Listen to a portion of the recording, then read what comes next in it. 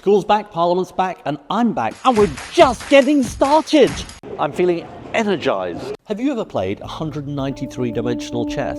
Since the July 2024 UK general election, Ed Miliband has been the UK's Secretary of State for Energy Security and Net Zero. He believes that he can make Britain a clean energy superpower. But there is a catastrophic design flaw in Ed Miliband's policy agenda.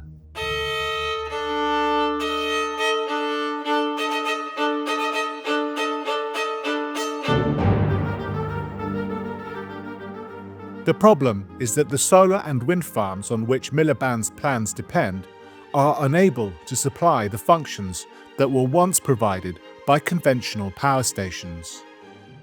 In the past, Britain's electricity supply came from reliable and flexible sources. Nuclear and coal-fired power stations provided the country with a secure and continuous baseload supply of electricity, and gas-fired power stations responded to short-term changes in demand. This continuous and affordable system was possible because the fuels that these generators convert into electricity can be stored and then used as required. But green legislation required suppliers to provide an increasing proportion of electricity from renewable sources rather than from nuclear fuel, coal and gas. Weather-dependent wind and solar farms cannot provide any power to the grid when conditions are unfavourable. And coal and nuclear plants were closed without suitable replacement. Governments have tried to fix the problem of the growing energy gap by manipulating energy economics, such as guaranteeing investors' profits with subsidies. But rather than fixing any technical problems, that merely caused Britain's energy prices to triple. The UK's CO2 emissions have fallen, but that is because energy has been made too expensive to use. And that is causing Britain's green deindustrialisation, pushing emissions, businesses and jobs overseas.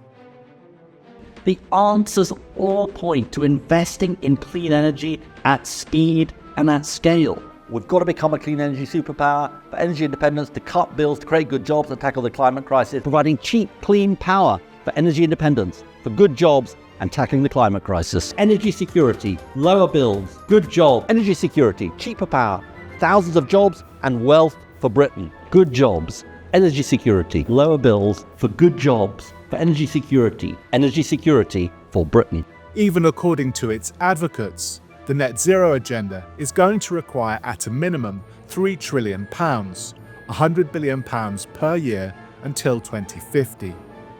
The facts contradict Miliband's claims, and now some say that he is dangerous, an arrogant and ideological fanatic.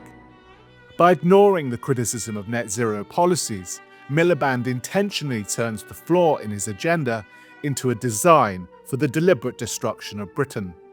So how will Miliband sustain the flawed agenda against reality? And how will he manage the inevitable social and economic outcomes of irrational energy policies? To find out how you can support production of this full-length documentary film with a donation, please visit the Daily Skeptic website.